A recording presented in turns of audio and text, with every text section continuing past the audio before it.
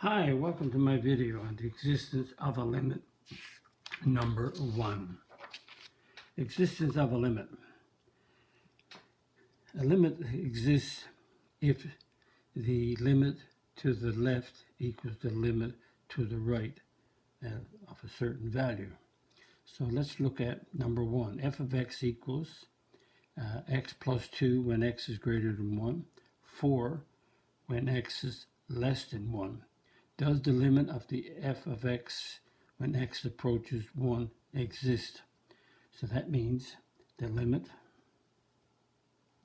as x approaches 1 on the right is of the f of x is going to equal the limit as x approaches negative 1 on the left. So it's the limit of f of x as x approaches 1 on the right. So as x approaches 1 on the right, that's x plus 2. And the limit of f of x as x approaches negative 1 on the left, that limit is 4. So as you approach 1, so the limit is equal to 1 plus 2, which is 3. And here, the limit as it approaches on the left side is 4. And notice the limit on the left, which is 4, the limit on the right, which is 3, they're not equal. So the limit of f of x as x approaches 1 does not exist. Number 2, the h of x equals 1 when x is greater than 0, negative 1 when x is less than 0. Find the limit of h of x as x approaches 0. And again, we look at the limit as x approaches 0 on the right, and 0 on the right is 1, and the limit as x approaches 0 on the left of the h of x, that's negative 1, so that's equal to 1, and going to the left equals negative 1. Again, they're not equal. The limit on the right of 0, the limit on the left of 0 are not equal, so the limit as x approaches 0 of the h of x does not exist. Number 3, the v of x equals 3x minus 4 when x is greater, 3x minus 4a when x is greater than 2, and 9x minus 8 when x is less than 2. Find the value of x if the limit of the v of x as x approaches 2 exists. So if the limit exists at 2, that means the limit as x approaches 2 on the right of the v of x is equal to the limit as x approaches 2 on the left of the v of x. So the limit as it approaches 2 on the right is greater than 2, so that means that we have 3x minus 4a is equal to 9x minus 8. But that's occurring at 2. So 3x minus 4, my mistake. X is approaching 2, so it's 2 minus 4a. And x is approaching 2, so x is 2. So we sub in 2 in the place of x, and they're equal. So 6 minus 4a equals 18 minus 8. 6 minus 4a equals 10. Negative 4a equals 10 minus 6. negative 4a equals 4. Divide by negative 4 on each side. So a is negative 1. So if you put a negative 1 in this expression here and work it out, so we're just going to check. So 3x minus 4. So we have a is negative 1. So we get 3x plus 4. And so it's at 2. So 3 times 2 plus 4. 6 plus 4 gives me a 10. And so we take the other one, which is 9x minus 8. And x is 2. So 9 times 2 minus 8. 18 minus 8 is 10. Both of them are 10. So a is negative 1. In this expression, when a is negative 1, you get 3x plus 4, and the two expressions are equal at x equals 2. Okay, again, remember, the limit on the left equals the limit on the right at the value of a. Number 4, the p of x equals a squared plus ax when x is greater than 3. 1/3 ax minus 1 when x is less than 3. Find the value of a if the limit, the p of x as x approaches 3 exists. Again, the limit as x approaches 3 on the right of the p of x is going to equal the limit of the p of x as x approaches 3 on the left. So that means at 3. So that means the limit as x approaches p of x on the right, this is the right, greater than 3. So that's a squared plus ax. And that's going to equal the limit as x approaches 3 on the left. And on the left is less than 3. So that's going to be 1/3 ax minus 1. And so these two are equal. So that means that ax, they are equal. So this expression is equal to this expression. And that's at x equals 3. So we make a 3.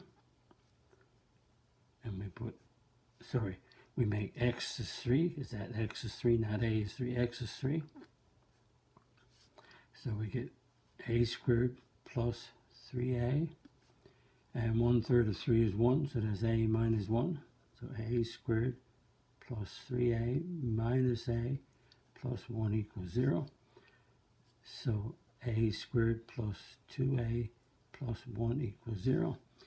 And this is a trinomial factorable, so it's AA. Factors of 1 are 1 and 1. Product is positive, sum is positive, so it's a plus and a plus.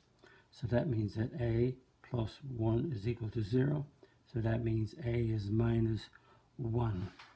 And so the value of a is minus 1. And so if you take a minus 1 and sub in here and here, if you take a minus 1 and put it here, then these two expressions will be equal when x is 3. Number 5, the f of x equals 2x minus 5 when x is greater than a. And it's 5x plus 7 when x is less than a. So that means we want to find the value of a if the limit of the f of x as approaches a exists. So that means the limit of the f of x as it approaches a. So a from the positive side is going to equal the limit of the f of x as x, better be careful, as x approaches a on the negative side. So that means that's an a. So that means that the limit of 2x positive side is here, greater than a. So it's 2x minus 5 as x approaches a on the positive side is equal to the limit of 5x plus 7 as as x approaches a on the negative side. So that's a, so this becomes 2a minus 5, and this one right here is 5a plus 7. So we're subbing in a in the place of x, we're subbing in a in the place of x, so 2a minus 5a, and because we're subbing it in, we're subbing the a in. If this number was 1, 2, 3, or negative whatever, you would sub those values in here and they would make this expression equal, but we don't know what it is, so we're subbing in a in the place of x, and we're solving it. Divide by negative 3, so a is negative 4. So when a is negative 4, these two expressions, so a is negative 4, so at negative x is greater than negative 4, this expression is equal to this one when a is less than negative 4. So these two expressions are going to be equal when a is negative 4. So if you put a is greater than negative 4, just a little check here. So a is greater than negative 4, so 2x minus 5, put a negative 4 in. We get negative 8 minus 5 is negative 13. And if we take the other expression, 5x plus 7, and x is less than negative 4, so 5 negative 4 plus 7, negative 20 plus 7, negative 13. So when a is negative 4, these two expressions to the right of negative 4 and to the left of negative 4 are equal. And just checking with negative 13.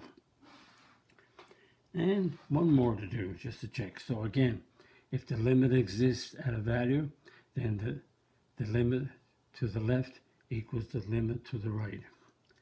So the g of x equals this expression when x is less than k, and equals x plus 6 when x is greater than k. So find the value of k.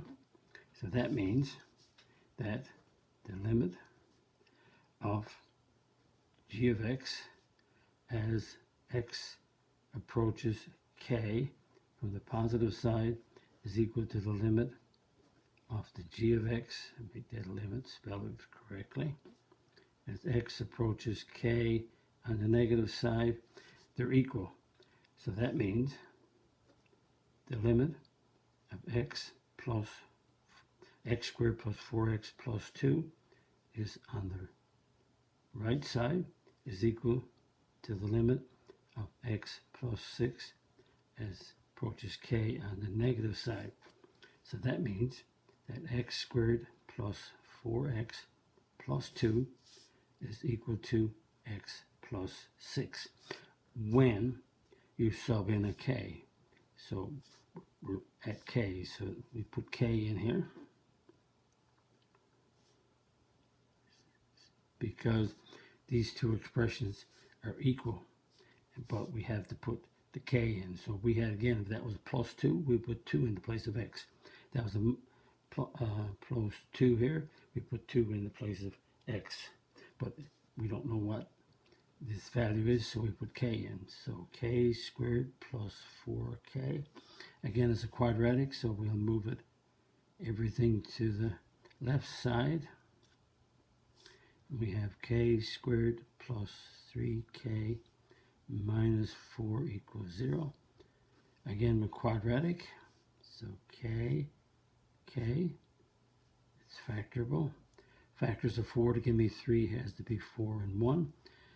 This product is negative and the sum is positive, so the larger number is positive, smaller number is negative.